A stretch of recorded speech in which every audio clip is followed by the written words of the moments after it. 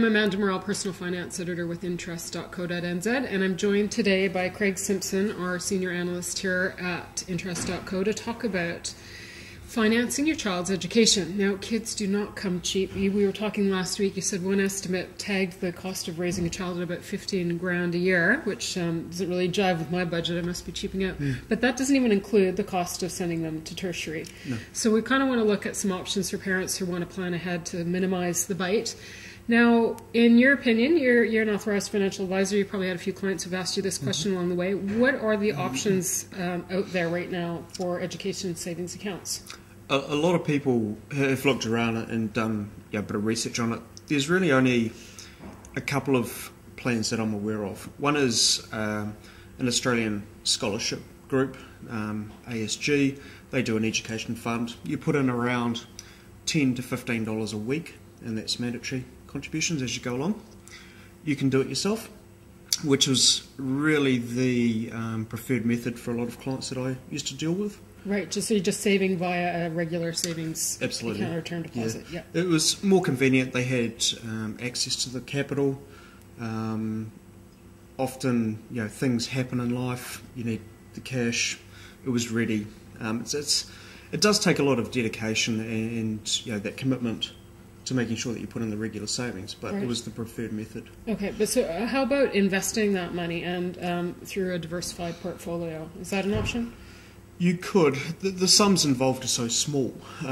Generally, if you're talking about $100 a fortnight or $200 a fortnight, there's also the risks of the market.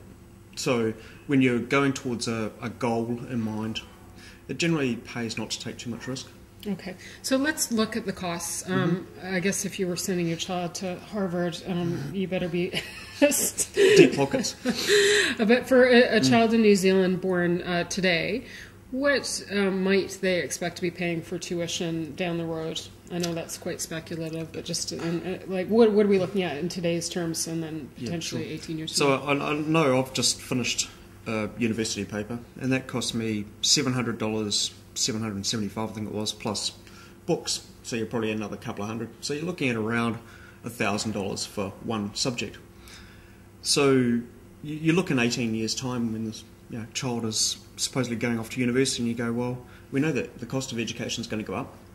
So I thought, well, okay, if we inflated that $1,000 by 5% per annum, what does that work out at? And it's roughly, round figures, about $2,400. Okay.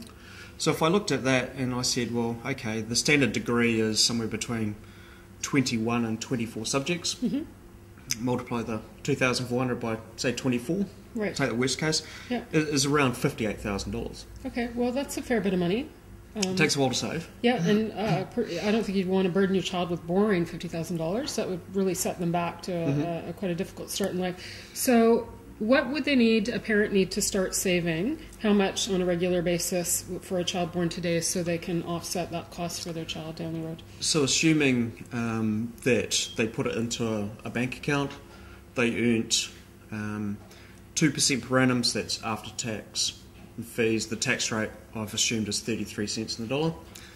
The calculation we ran showed that they would have to save $109 a fortnight for 18 years. For 18 years. So that is going to involve a fair bit of discipline down the track. What is your view, because some would argue if you're carrying debt, that maybe a more effective strategy would be just to redirect that money that you would otherwise have socked away into a savings account on the mortgage, and then look at freeing up that cash later on down the road? What are the pros and cons of that strategy? I think you look at it and you say, well, you weigh up what's the biggest debt that you've got, and it's got to be your mortgage or some other loans, and you'd probably pay those off.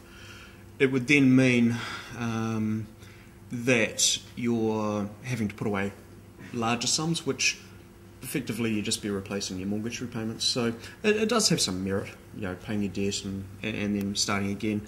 The only thing is, we know as Kiwis and as human beings, we tend to delay things like this. So it does become more difficult. I know from my own experience, I've had to pay for it all myself, and it's a real hardship. So the sooner you start, the sooner you're ahead. yeah, it's one of those things that you have to weigh up in your own situation. And I suppose if you looked at it as an investment in your child's future, they're not, and from an intergenerational sort of perspective, they're not going to be in debt.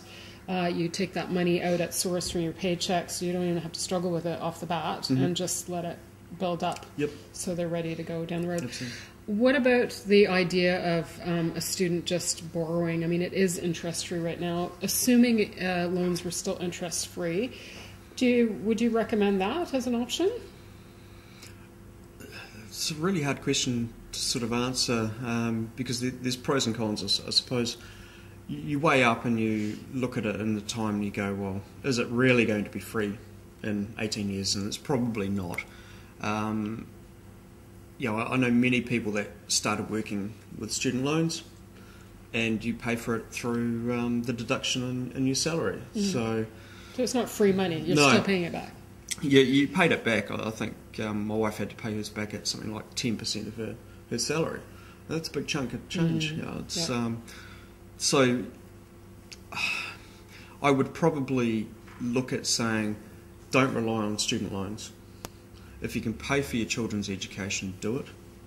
Give them that kickstart in life, and they'll thank you later. Yep, so start early, save often, and less stress down the road. Absolutely. Excellent. Yep. Craig Simpson, thank you very much for joining us to talk about savings education funds. I'm Amanda Morrall, Personal Finance Editor with Interest.co.nz.